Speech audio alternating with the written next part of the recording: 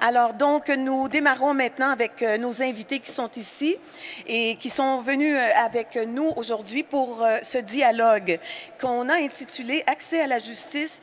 Les réussites et les défis montréalais. Donc, en cette 20e année, cette date anniversaire de notre salon, nous avons choisi de placer le dialogue d'aujourd'hui sous la loupe des projets innovateurs qui améliorent l'accès à la justice et les défis à relever. Alors, Linda? Oui, merci, Francine. Tout d'abord, je voudrais vous remercier, Esther, et vous, chers invités, d'avoir accepté de prêter du temps aux deux Madame Vallée pour qu'elles aient pu, en fait, dire leurs mots. Alors, merci beaucoup. Alors, sans plus tarder, je vous présente nos invités. Je vais vous faire un bref parcours de chacun des participants afin que vous sachiez qui ils sont et qui fait quoi. Excusez.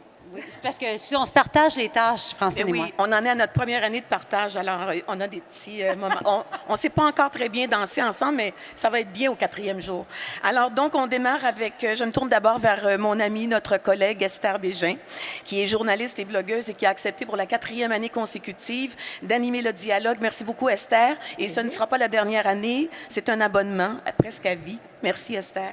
Nous avons M. Pierre Noreau, en plus d'être avocat et professeur à la faculté. En plus d'être avocat, vous êtes professeur à la faculté de droit de l'Université de Montréal. Vous êtes également directeur scientifique du projet Accès au droit et à la justice et chercheur au Centre de recherche en droit public. C'est exact? Et le Barreau de Montréal a eu la grande chance de compter sur votre participation à une table ronde qui s'intitulait La justice participative, un sujet, je pense, qui vous tient à cœur. Hein? Alors, merci beaucoup d'être là et bienvenue. Alors, Maître Sophie Blackburn, maintenant, qui est là. Elle est procureure à la Cour municipale de Montréal et coordonnatrice des programmes le PAGE-SM, c'est-à-dire le programme d'accompagnement justice et santé mentale, de même que le programme EVE pour les femmes accusées de vol à l'étalage. Merci beaucoup, Maître Blackburn, d'être avec nous, première année, ça fait plaisir. Nous avons également M. Serge Larreau, protecteur des personnes en situation d'itinérance à la Ville de Montréal. Alors, on vous remercie. Il paraît que vous avez accepté sans hésiter et avec une grande spontanéité notre invitation. Alors, merci beaucoup, M. Larreau, d'être parmi nous. Et oui, et bienvenue. Est-ce que ça veut dire que les autres invités, vous avez accepté avec hésitation? On ne sait jamais. Alors donc, Maître Jennifer Fafard-Marconi, qui est la directrice générale du Centre de justice de proximité du Grand Montréal. Soyez la bienvenue, Maître Fafard-Marconi. Et le dernier, non le moindre, nous avons l'immense plaisir d'accueillir pour une 2e année consécutive M. Paul Journet, éditorialiste à la presse. Alors, bienvenue à vous et merci encore d'avoir accepté notre invitation cette année. Alors, c'est le moment d'applaudir nos panélistes et on leur souhaite un bon dialogue. Je te donne la parole, Esther. Merci beaucoup, Francine. Merci beaucoup, Linda. Alors, vous pouvez le constater, on a un panel qui est vraiment relevé, très diversifié. On ratisse large. C'est moins qu'on puisse dire ce midi pour cet entretien. Donc, rapidement, juste pour situer tout le monde, ici, Serge Larreau, qui est protecteur à l'itinérance, qui est un poste qui est relativement nouveau, qui a été créé l'an dernier par la Ville de Montréal, s'intéresse évidemment des personnes itinérantes. Maître Jennifer Fafard-Marconi, qui est du Centre de justice de proximité du Grand Montréal. C'est une OBNL, un organisme, en fait, à but non lucratif, qui a comme mission de promouvoir l'accès à la justice, fournir, entre autres, de l'information gratuite à des gens qui en ont besoin, comme finalement fait le Salon Visite Droit toute cette semaine-ci, alors qu'il y a des cliniques et des consultations juridiques absolument gratuites toute la semaine. Également, le professeur Pierre Noreau, qui est chercheur à l'Université de Montréal et qui œuvre, on l'a entendu il y a un instant, auprès du programme Accès au droit et à la justice, qui pose en fait le problème des relations difficiles entre le citoyen et le monde juridique.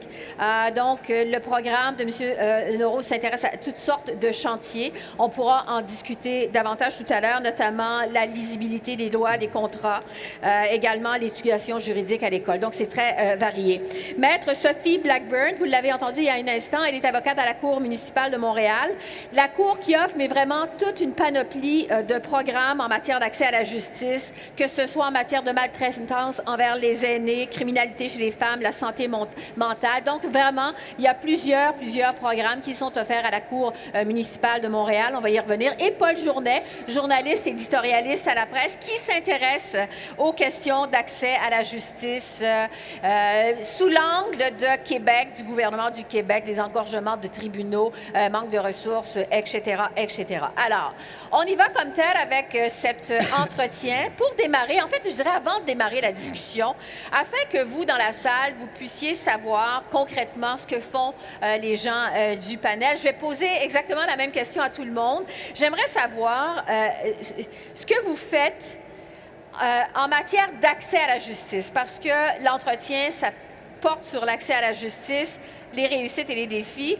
À quelle problématique votre rôle dans la vie de tous les jours s'adresse exactement? À quelle problématique votre rôle répond exactement? Alors, je vais commencer avec vous, M. Larocque, qui œuvre auprès des itinérants. Bien, merci, Mme Bégin. Alors, écoutez, le poste de protecteur des personnes en situation d'itinérance est tout nouveau. En fait, ça fait à peine un an. C'était le désir du maire de Montréal et de Mme Monique Vallée, qui est responsable de l'itinérance, de créer un poste, une fonction pour s'assurer de favoriser la citoyenneté, l'inclusion et l'accès aux services des personnes les plus isolées de notre société. On a fait un dénombrement en 2015 et on évalue qu'à chaque jour, il y a environ 3000 sans-abri à Montréal.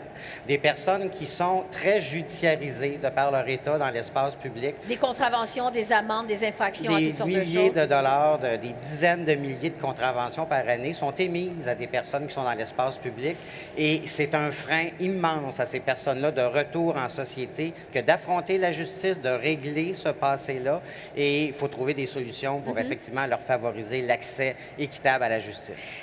Maître Fafard Marconi, du Centre de justice de proximité, vous répondez à quoi exactement en matière d'accès à la justice? Bien, en fait, Est-ce que vous m'entendez? Oui. Là, on vous entend mieux. Allez-y. Bon. Comme vous l'avez dit plus tôt, on est un organisme communautaire qui offre de l'information juridique à tous les gens, sans rendez-vous, gratuitement. Dans le fond, on a un rôle actif, surtout auprès des personnes qui se représentent seules. On le remarque, c'est vraiment un phénomène qui grandit. Donc, les dernières statistiques, peut-être que le professeur Neuro pourrait le confirmer, c'est environ 55% des personnes qui se représentent seules. Qui choisissent de ne pas recourir à un avocat pour aller devant les tribunaux. Exactement. Et nous, on a un rôle actif pour soutenir ces personnes-là, pour leur donner de l'information juridique. On s'entend qu'il y a beaucoup d'informations juridiques qui existent en ligne. Hein? Internet regorge abonde d'informations. Et donc, nous, on est là, c'est des avocats qui quotidiennement rencontrent des citoyens pour les orienter, leur dire quelle information est bonne pour sa situation à lui, leur donner des modèles de procédure, etc. Ça peut aller très loin comme ça peut être très de base. Et donc, on est là pour vraiment aider les personnes qui décident de s'informer et peut-être finalement soit décider de poursuivre avec un avocat parce qu'ils se rendent compte que, bon, l'information, c'est très compliqué à comprendre, ou décide finalement de se représenter seul. Juste pour qu'on ait une idée de jusqu'à quel point vous êtes achalandé, vous pouvez répondre à combien de demandes dans une journée? Vous pouvez aider, soutenir combien de personnes par jour au centre de justice à Montréal, parce qu'il y a plusieurs centres de justice, comme la ministre Vallée a expliqué, il y en a 6 à travers le Québec. À Montréal, pour lequel je travaille, c'est une centaine, sinon plus, par semaine. Nos avocats rencontrent en moyenne 10-15 citoyens par jour. Et vous avez combien d'avocats? On a 4 avocats. Donc, 4 avocats pour une centaine de personnes par semaine. Oui, et ça peut être 120-140 par semaine. Voilà, oui. Donc, on imagine, vous êtes très occupé. On a assez de travail, oui, effectivement. Professeur Neuro du programme ADAGE, donc de l'Université de Montréal. ADAGE, c'est pour accès à la justice, c'est ça? Accès au droit et à la justice, c'est ça? Quels sont les chantiers sur lesquels vous travaillez? Parce qu'on le voit quand on va sur votre site Internet, il y a plusieurs chantiers sur lesquels vous travaillez. Quels sont les principaux sur lesquels vous œuvrez actuellement? Bien, il y en a une vingtaine au total. Mais nous, ce qu'on essaie de faire, c'est de construire des projets pilotes pour tenter de modifier les pratiques, en fait, dans le système de justice. Et aussi on va juste demander d'augmenter votre micro un peu parce qu'on ne vous entend pas très bien. Alors, continuez. Alors, le projet ADAGE, c'est un projet qui vise à préparer à expérimenter des pratiques nouvelles dans le système de justice. Des pratiques qui peuvent toucher tous les aspects de l'accès au droit et à la justice. Comment, par exemple, on peut mieux soutenir, on le parlait tout à l'heure, les gens qui se représentent seuls. Comment on doit former les élèves au secondaire sur le fait qu'ils vivent dans une société de droit, dans un État de droit, faire que le droit ne soit pas seulement pour eux une contrainte, mais une ressource aussi dans leur vie. Comment on peut réaliser ça? Comment est-ce qu'on peut rendre les lois plus lisibles? Je ne sais pas si ici, vous avez déjà lu votre contrat de cellulaire avant de dire OK, mais je pense qu'en général, les gens on trouve que le droit, c'est difficile à lire. 80% des gens considèrent que le droit, c'est illisible. Et je pense qu'on peut faire beaucoup mieux, écrire les lois mieux, écrire les contrats mieux. Ouais. Et nous, on tente dans ce projet-là qui met ensemble des chercheurs et des praticiens et des acteurs du système de justice. On travaille ensemble pour réaliser, pour modifier ces pratiques de rédaction, pour que ce soit plus simple. De même qu'on est intéressé aux nouveaux programmes, les programmes, par exemple, de mesures de rechange pour adultes en matière criminelle et pénale. Toutes ces, finalement, innovations-là qui ont de la misère parfois à exister dans notre système, mais qui peuvent éventuellement marcher mieux si on comprend mieux comment on doit les faire marcher. Pour revenir au contrat de cellulaire, c'est vrai que c'est très rare qu'on va prendre en tout cas, je connais personne qui prend le temps de lire un contrat de cellulaire quand ils vont acheter un nouveau iPhone ou un nouveau cellulaire. Parce que c'est tellement complexe, c'est tellement écrit petit, c'est comme du chinois pour nous.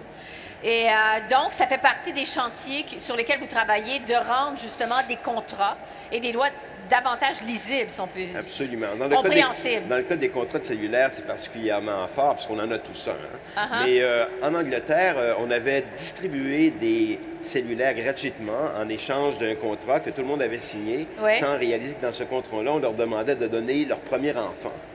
Alors, ça prouve que les gens ne lisent pas. Puis parfois, signent n'importe quoi. Ils sont pris avec ça par la suite. Il faut absolument rendre les textes qu'on signe plus accessibles. C'est assez aberrant de voir qu'on va signer un texte alors qu'on ne sait pas exactement à quoi on s'engage. On va y revenir dans un instant. Maître Blackburn de la Cour municipale, vous, on le voyait tantôt, vous avez une panoplie de programmes en matière d'accès à la justice qui sont disponibles à la Cour. Vous répondez à quelles problématiques en matière, justement, d'accès à la justice? J'imagine qu'il y en a quelques-unes quand même. Bien, écoutez, Mme Vallée du comité exécutif de la Ville de Montréal a assez bien résumé la chose. On n'est pas une cour à tickets, là, entre guillemets, à la Cour municipale de Montréal. Il y a encore des gens qui ont cette impression-là. On a une juridiction criminelle et les 10 dernières années, on a peaufiné ça pour aller créer, en fait, des programmes sociaux qui s'adressent à certains thèmes, entre guillemets, donc santé mentale, dames qui ont commis des crimes à caractère économique, les aînés, l'itinérance, les récidivistes, donc de l'alcool au volant, en plus là, de dossiers là, par rapport en matière de violence conjugale, de conciliation. Donc, une panoplie de programmes où certains procureurs s'y adonnent mieux que d'autres. Certains juges également ont choisi ou ont donné leur nom pour assister, pour juger de ces dossiers-là. On a une salle dédiée maintenant qu'aux programmes sociaux chez nous à la Cour. Donc, c'est la preuve là, que ça avait un impact et que c'était une demande, un besoin pour les gens d'avoir accès à la justice, de les traiter morcelés de cette manière-là. Maintenant, c'est des programmes le plus souvent volontaires et qui vont chercher, on travaille en multidisciplinarité, donc avec des gens du communautaire, avec des gens du domaine de la santé, avec les gens du domaine judiciaire. Alors, vraiment pour favoriser, entre autres, l'accès, mais aussi pour réduire la récidive, ce qui est important également, et de réduire également le recours à la détention. Nos prisons sont pleines, donc on tente également par des suivis plus réguliers, de l'encadrement, des gens qui se déplacent plus souvent à la Cour, mais au final, on tente de régler ça d'une manière qui fait l'affaire de tout le monde, finalement. Oui. Juste une sous-question pour vous. Pourquoi la Cour municipale? En fait, vous avez piqué un peu ma curiosité. Il y a un programme qui s'intéresse particulièrement aux femmes qui ont commis des crimes économiques. Concrètement, ça ressemble à quoi? Concrètement, ça s'appelle le programme EVE. C'est associé avec la société Elizabeth Fry. Eux s'occupent des femmes en milieu soit carcéral ou sous probation, là, donc pour la réinsertion sociale. C'est un programme qui s'adresse qu'aux femmes à cause de ça, à cause de ce partenaire-là. Il pourrait y en avoir un pour les hommes si un jour il y a un budget pour ça ou quoi que ce soit. Donc, ces dames-là, volontairement, viennent nous voir. Il y a des critères d'admissibilité, donc entre autres d'admettre les faits. Et par la suite, de se contraindre, entre guillemets, à suivre des sessions d'information par rapport au vol à l'étalage, sur ce que ça cause et leur donner des ressources également.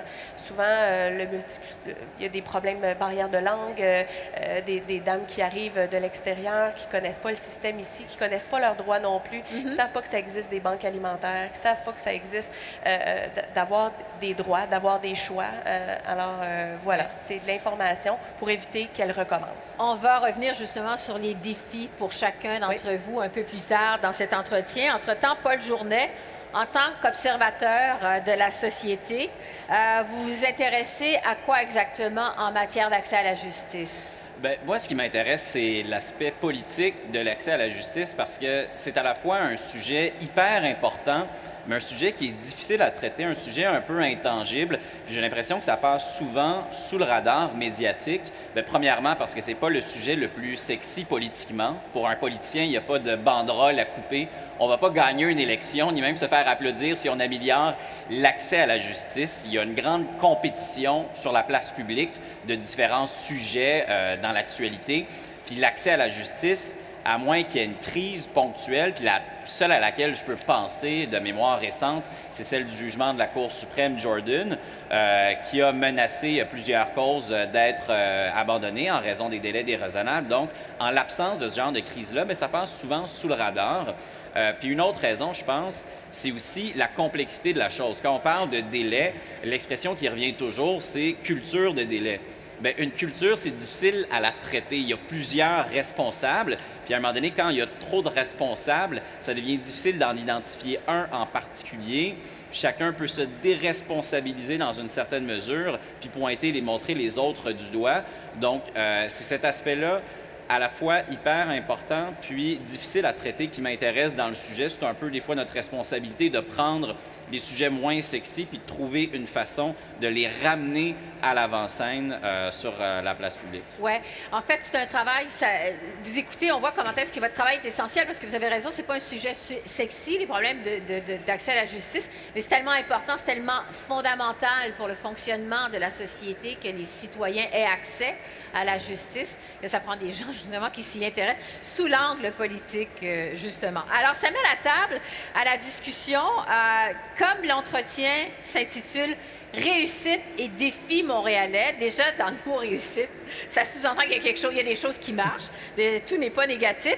J'aimerais qu'on parle de ce qui marche, justement. J'aimerais qu'on parle de réussite. Alors, je vais recommencer, mais là, je vais commencer avec vous, M. Larreau, mais les gens peuvent intervenir si vous vous sentez interpellé dans ce qu'un des panélistes dit.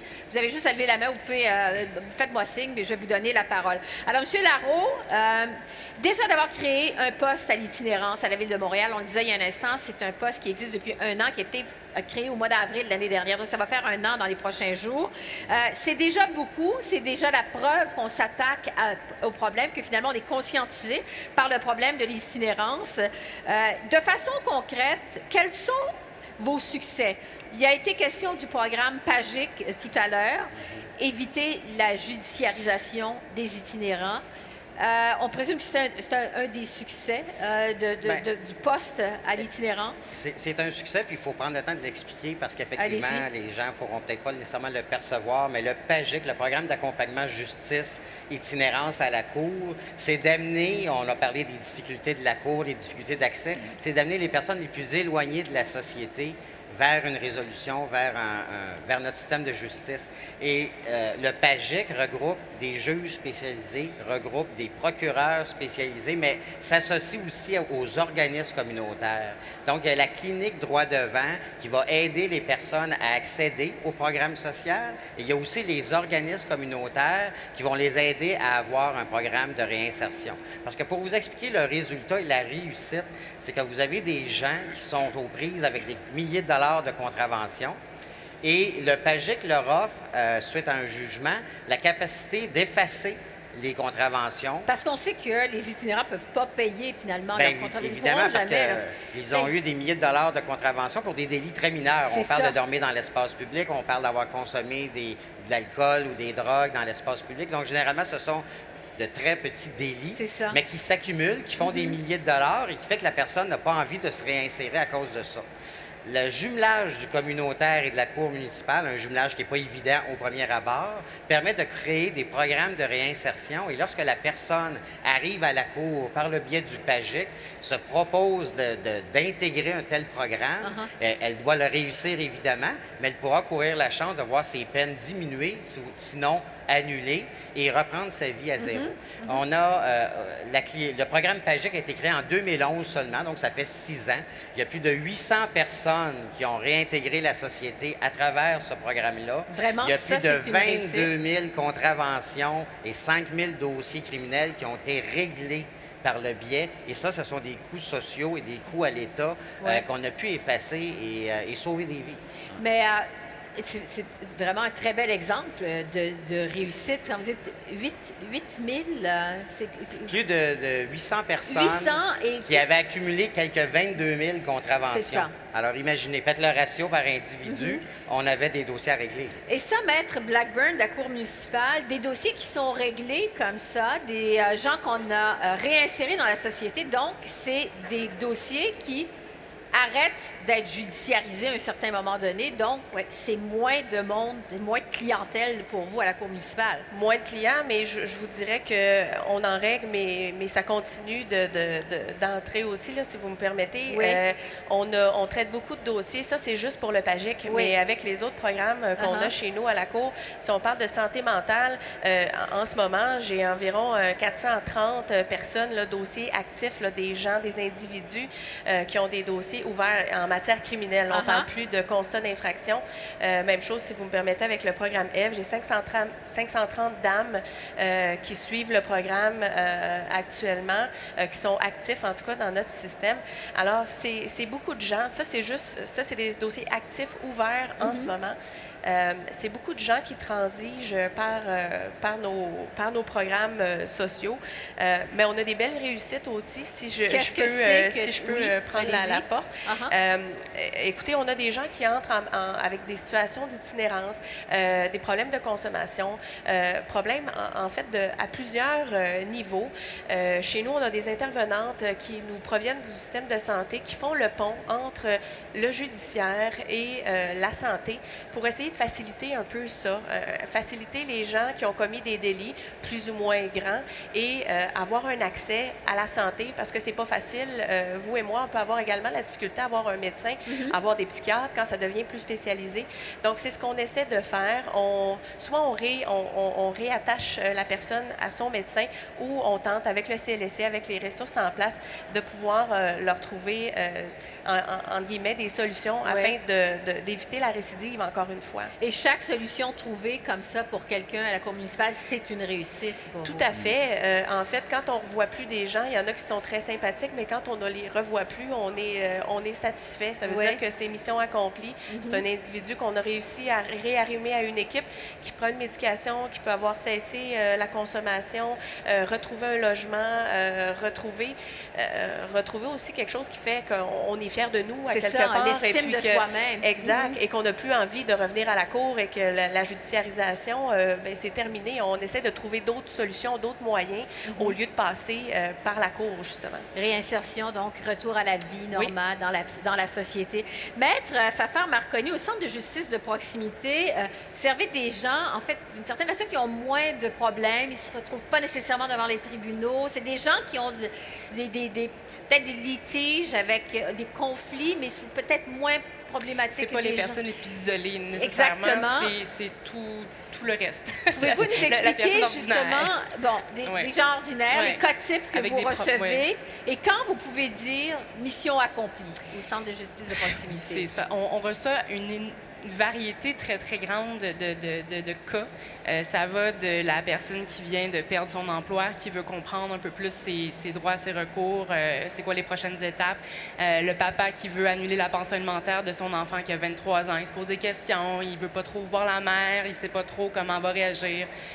Ça va, c'est dans le fond les problèmes juridiques de la vie courante, parce qu'il y en a. Et malheureusement, les gens ont pas tendance à faire face à leurs problèmes juridiques, et nous, on se dit mission accomplie quand la personne elle décide de reprendre confiance au système en venant s'informer. Donc, Qu'est-ce que vous voulez dire quand vous dites les gens n'ont pas tendance à faire les face gens à font leurs problèmes? les gens font l'autruche. Malheureusement, quand on reçoit, les gens viennent souvent trop tard. C'est malheureux. Les gens ils reçoivent une lettre, ils savent qu'elle est probablement importante, préfèrent la mettre sous le tapis. Comme quoi, par exemple? Pouvez-vous nous donner un exemple concret? Comme par exemple un bref de saisie suite à une décision de la Régie du logement où la personne a décidé de ne pas se présenter parce que c'est dit j'ai payé mon loyer de toute façon, puis j'ai pas le goût d'aller en cours pour ça, j'ai pas le temps à perdre.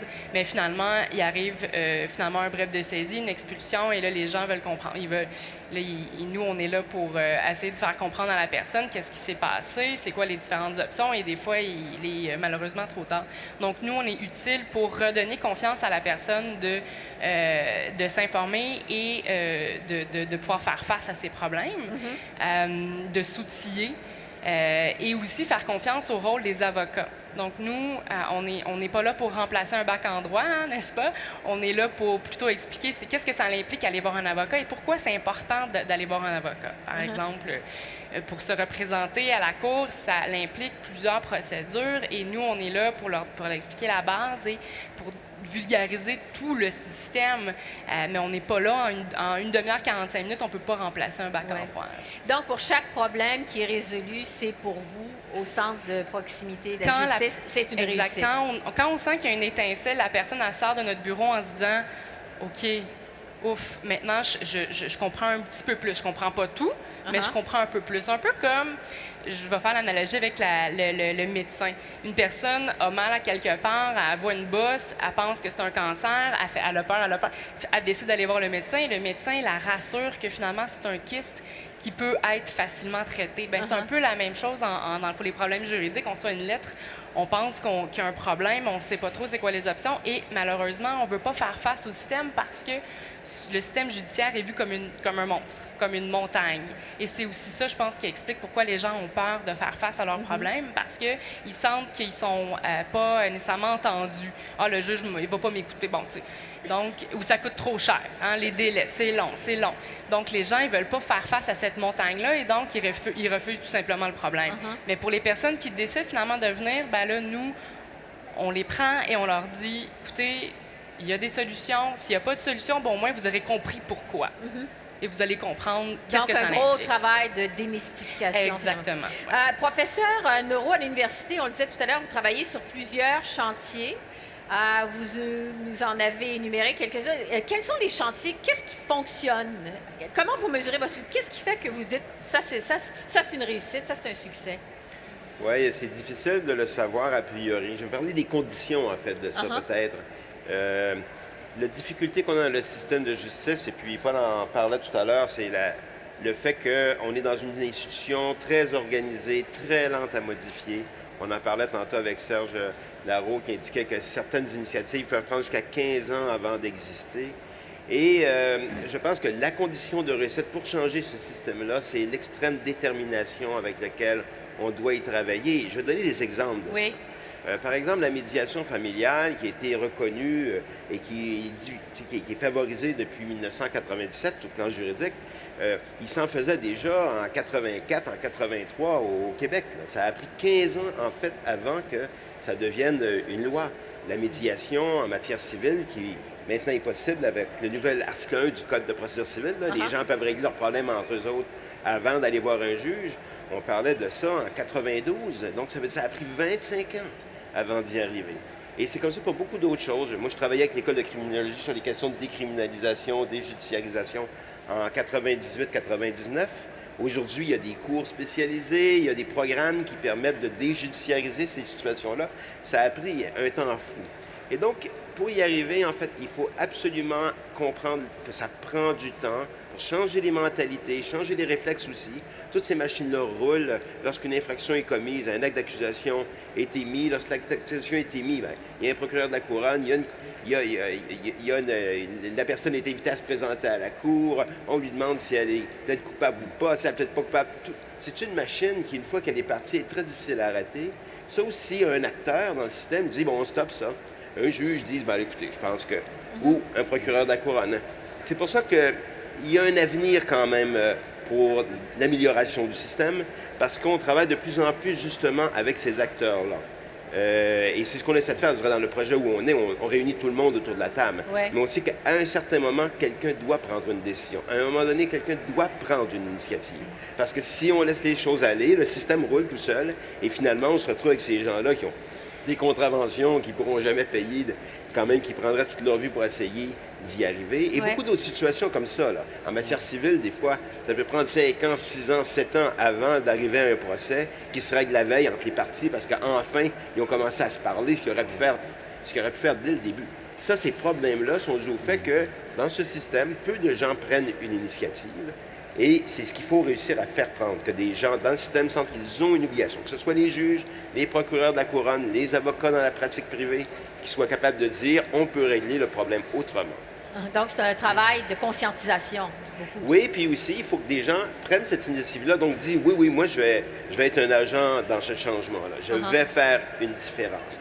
Et c'est tenté sur beaucoup d'autres aspects. Je regarde, il y a des cliniques comme la clinique Jury-Pop qui essaie de voir est-ce qu'on peut travailler sur un autre modèle d'affaires, est-ce qu'on peut gagner notre vie comme avocat sans charger 250$ de l'heure. Tu sais, il y a quand même du travail qui est fait, puis les centres de justice de proximité font partie de ces expériences-là. Mais même ça, les centres de justice de proximité, les premières expériences dans la région de Québec à l'époque, ont été menées 12 ans, 13 ans, 14 ans avant que les nouveaux centres apparaissent. Donc, c'est cette détermination-là, je pense, qui est l'élément clé. Oui. Et si on la maintient, on réussit en fait à changer les choses. Puis l'histoire de notre système, qui se change quand même, finalement, difficilement, prouve ça.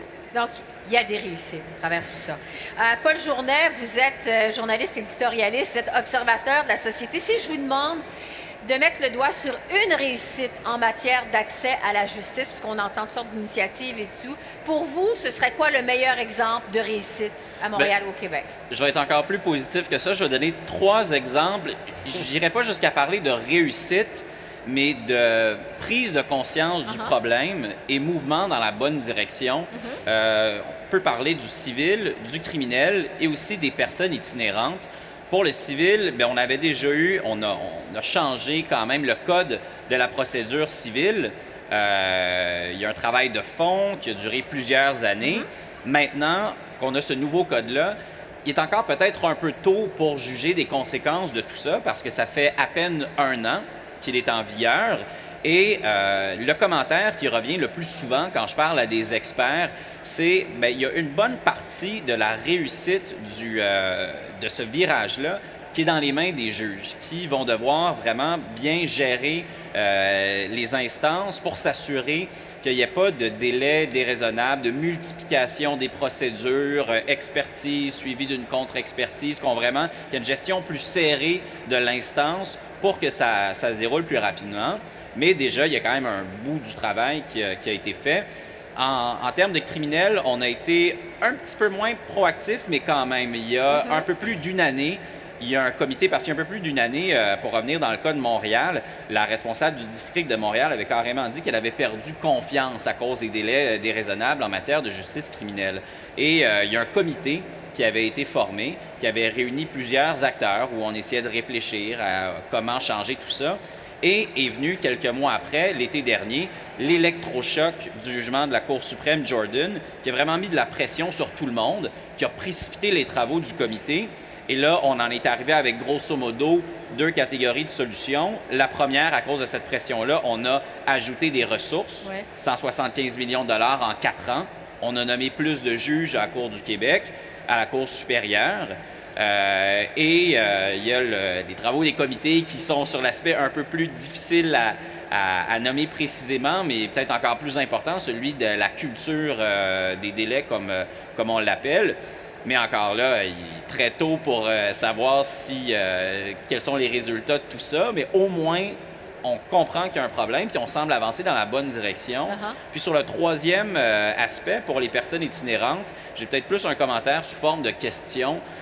Il me semble qu'on commence à changer un peu la façon de concevoir le problème. On est en train de changer un peu les cadres conceptuels. D'abord, à Québec, il y a une politique de l'itinérance. Je serais curieux de savoir qu'est-ce que ça donne concrètement, parce que quand on parle de politique, on parle de grands objectifs, comment on veut orienter l'action gouvernementale, mais ce n'est pas ce qui est le plus précis. Donc ça, c'est pour Québec. pour Montréal, bien, la simple création du poste est en soi un geste. Et la dernière mesure, puis je vais m'arrêter là-dessus, puis après j'aimerais ça vous entendre parler de ça, mais c'est, il y a le mouvement, je crois, pour mettre fin à l'itinérance, qui essaie un peu de changer l'action, de pas seulement axer les interventions sur les interventions d'urgence pour héberger les gens, mais aussi pour les outiller, pour leur permettre de sortir de la rue. Et un des aspects de ça, bien évidemment, j'imagine, c'est la judiciarisation, tous les autres éléments là, sociaux, là, mais je ne sais pas si ça... Concrètement, si on peut conclure déjà qu'il y a des gains qu'on est capable d'identifier précisément. Monsieur Larreau, du protecteur à l'itinérance, voulez-vous répondre à Bien, Paul Journet? effectivement, écoutez, la politique nationale en itinérance était un jalon incontournable depuis 2014 d'avoir une politique et ouvre la voie à tous les possibles. Là, après ça, reste à voir qu'est-ce qui sera fait. Quelques mois après la politique, il y a un plan d'action interministériel dans lequel il y a toutes sortes d'actions au niveau de la justice qui sont mises de l'avant.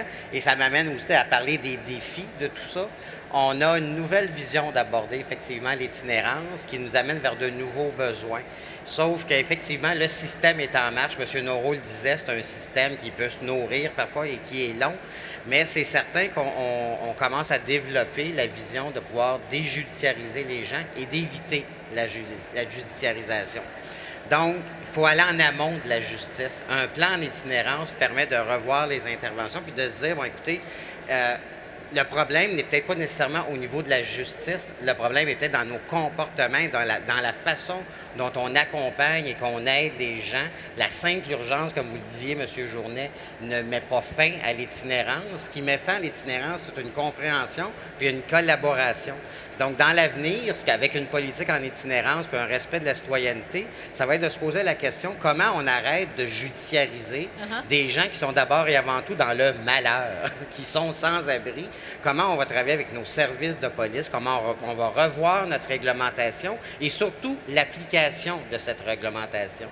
Donc, il y a tout un processus, il y a des processus qui s'en viennent et qui sont très intéressants.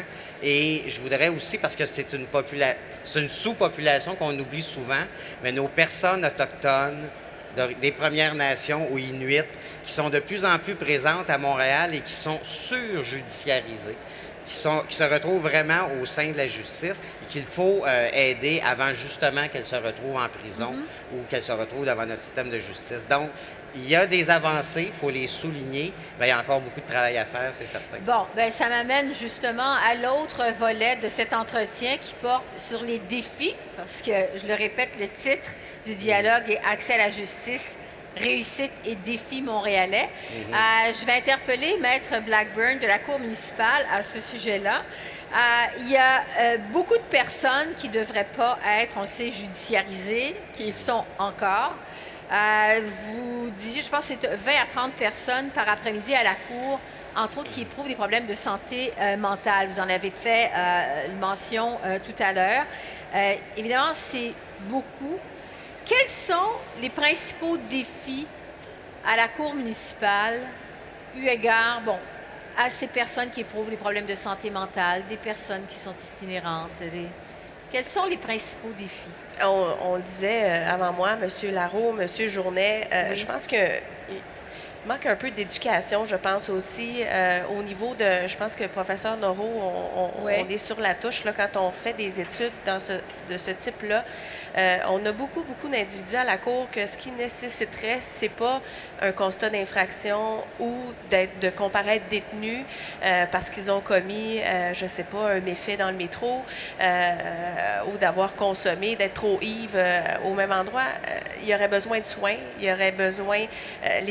Les hôpitaux sont débordés, les policiers sont débordés. Des fois, le plus facile, c'est de sortir le pad, de faire un constat d'infraction en espérant que ça mette fin à l'infraction, mais souvent, ben c'est pas le cas. C'est ça. Alors, on se retrouve avec cette clientèle-là, itinérante, santé mentale, avec un paquet de problématiques.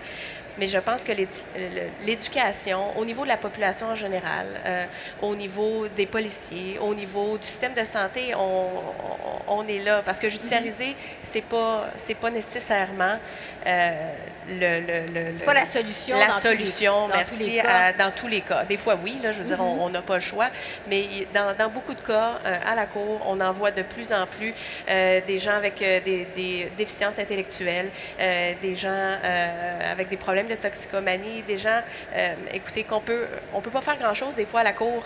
On est des juristes avec des juges, avec des fois des moyens limités. Ouais. On tente d'aider, on peut arrimer des gens à des services, mais encore faut-il qu'ils soient volontaires. Ça, Ouais. c'est l'autre point. Les gens qui sont pas volontaires, ben continuent leur petit bout de chemin, ils vont plaider coupable à l'infraction et puis on va les revoir probablement éventuellement. Donc, on est là. Je pense que l'éducation, quand on parle de projets, de chantiers comme M. Norreau actuellement, c'est essentiel. Oui.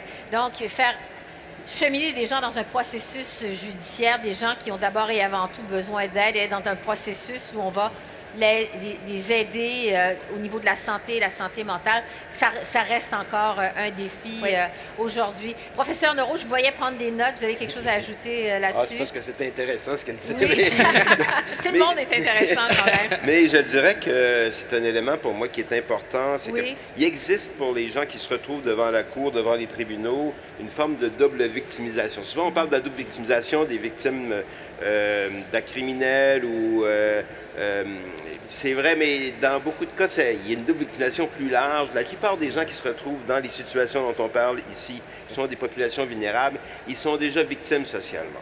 Et normalement, on devrait s'attendre que le système de justice les remette à niveau par rapport aux autres citoyens, alors que dans beaucoup de cas, le système lui-même sert à les victimiser une deuxième fois. Et donc, ils sont à la fois victimes socialement et victimes juridiquement.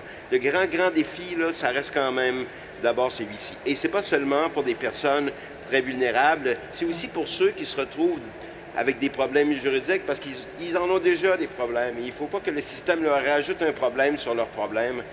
Souvent, on dit qu'il y a des personnes vulnérables. Il y en a qui sont très vulnérables socialement, on le sait. Mais devant la justice, tout le monde devient vulnérable d'une certaine façon. Et il y a quelque chose là à réfléchir pour éviter ça absolument. Ça, c'est le grand défi. Mais il y a un certain nombre d'autres défis qui sont autour de ça. Toutes les expériences qui ont conduit à une modification de la pratique judiciaire ou de la pratique juridique ont mis ensemble des gens d'orientation, de profils, de professions très différentes, qui travaillent dans des secteurs différents, dans les services sociaux, les services de santé, dans le service de justice. Ce sont des problèmes qui ne peuvent pas être réglés strictement par la justice. Souvent, la justice sert de porte d'entrée vers les autres systèmes d'intervention. C'est pas normal. On devrait commencer par ces autres systèmes d'intervention. Souvent, les engorgements et les difficultés que les gens à répétition connaissent dans leur rapport avec le système judiciaire sont simplement l'expression que ce que les autres systèmes n'ont pas été capables d'intervenir au bon moment. Il faut le savoir et c'est en faisant travailler ces différents acteurs dans le domaine de l'éducation également ensemble qu'on a une chance de changer de quoi. Toutes les expériences qui ont réussi ont été construites sur ce modèle-là. Dernier défi, c'est les données. On a très peu de données, en fait, sur le fonctionnement du système. La plupart des données qu'on a, c'est des données maison. Dans une cour donnée comme les tribunaux un peu spécialisés qu'on construit ici, parfois on réussit à en avoir. Dans un centre de justice de proximité, on est capable de suivre un peu les personnes qui viennent. Mais dans le système de justice en général, les données sont très peu accessibles. Et pour nous, les chercheurs, comme pour les intervenants, c'est difficile de savoir qu'est-ce qu'on doit faire si on n'a pas de données sur la situation. Et ça, tant qu'on sera à ce niveau-là de pauvreté au plan de l'information, comment ça marche le système, on ne sera pas capable d'intervenir systémiquement. Ça va être compliqué. Demeure un défi. Vous avez tellement raison quand vous dites que face au système de justice, tout le monde, on est tous vulnérables. Maître Fafard-Marconi, vous œuvrez dans le milieu communautaire. On a toujours l'impression que les gens dans le milieu communautaire font des miracles avec rien. Oui.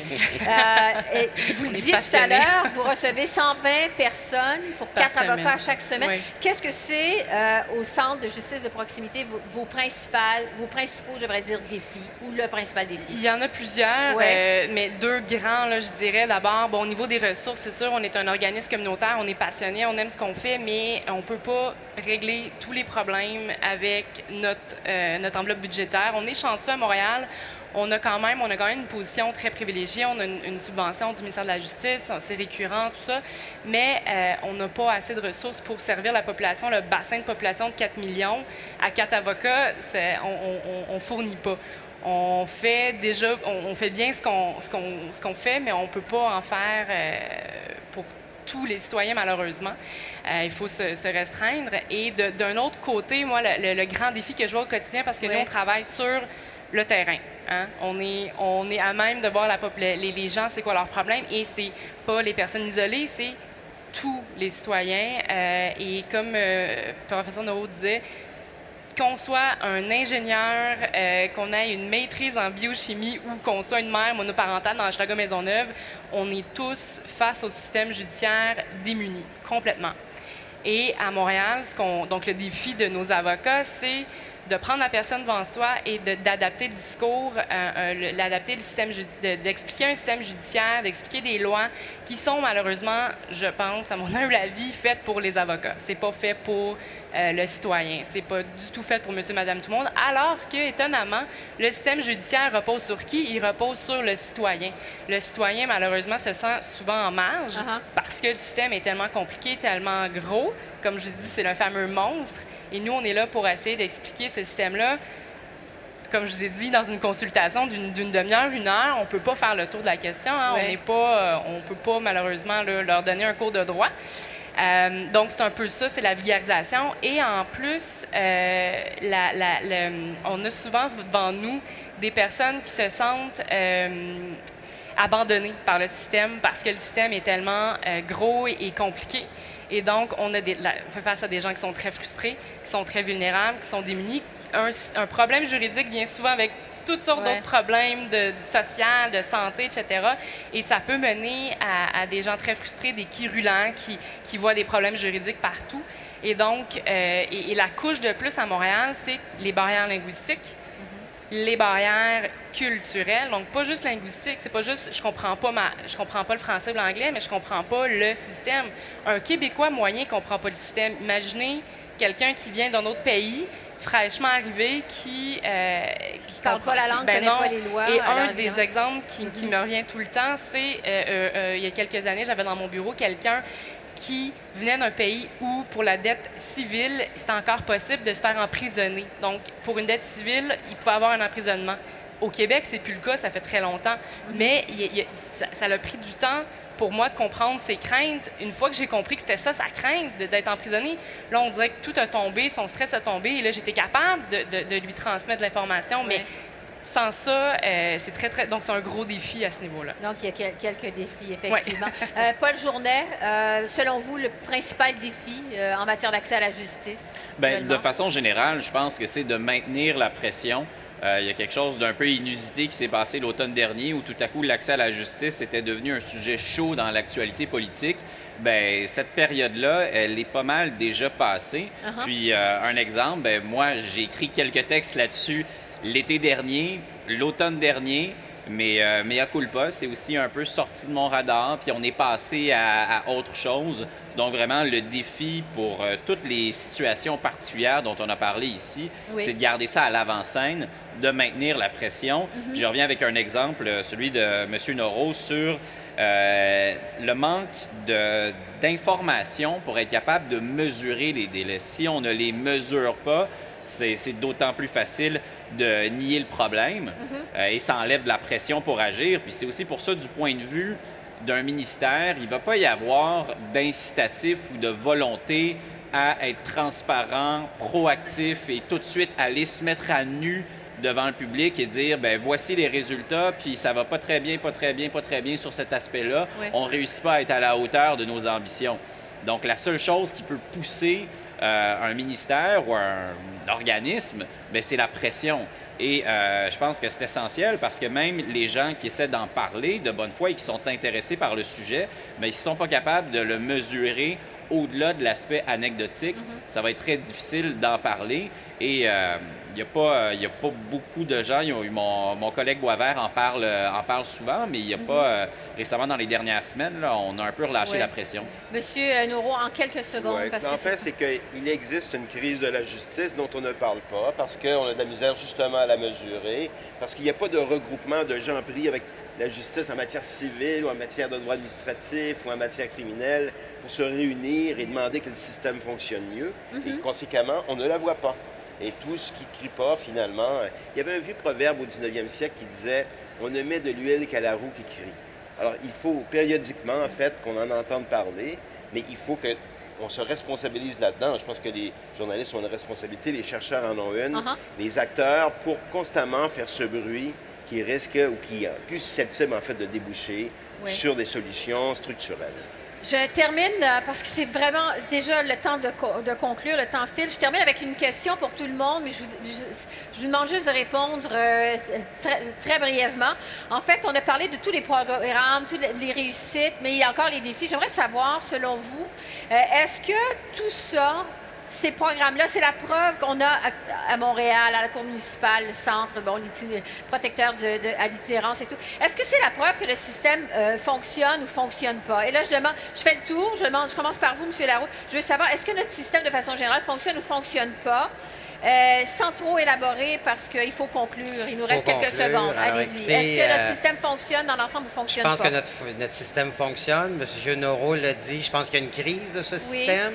Et on se donne, en tout cas, des outils, que ce soit les services sociaux de la Cour municipale. On se donne quand même des outils pour essayer d'améliorer les choses. Maître Fafard, Marconi. Oui, c'est sûr qu'on se donne des outils, sauf que je pense qu'il y a quand même une prise de conscience qui doit être faite par les instances supérieure, effectivement, pour pouvoir l'améliorer puis pouvoir prendre en considération le citoyen et non l'exclure. Professeur Noro. Oui, le système fonctionne, mais il fonctionne pour lui-même et c'est ça la difficulté. Il faut maintenant qu'il fonctionne pour les citoyens. Les citoyens doivent cesser d'être des intrus dans ce système-là. Il doit y avoir de la place pour eux. Il faut que le système ne fonctionne pas seulement pour les compagnies qui ont le moyen de se faire représenter à la Cour par des avocats, par une armée de professionnels ou les institutions publiques qui occupent une bonne partie du temps des cours. Il faut que les individus, les particuliers aussi, y aient accès. Maître Blackburn, rapidement. Je pense que ça fonctionne, mais on est toujours à la recherche de plus de temps de cours. Donc, ça montre aussi que, comme ça fonctionne, on essaie toujours d'aller en gruger un peu plus. Donc, c'est à suivre. Pas de journée. Ben moi, par des formations professionnelles, je m'intéresse à ce qui ne fonctionne pas. Et je sais qu'il y a encore des choses qui ne fonctionnent pas, donc il est pour le moins perfectible. Puis c'est cet aspect-là qui m'intéresse, mais il y a sûrement des choses qui fonctionnent bien aussi, mais perfectible à tout le moins. Merci beaucoup. On va se laisser justement sur ces notes finalement assez positives.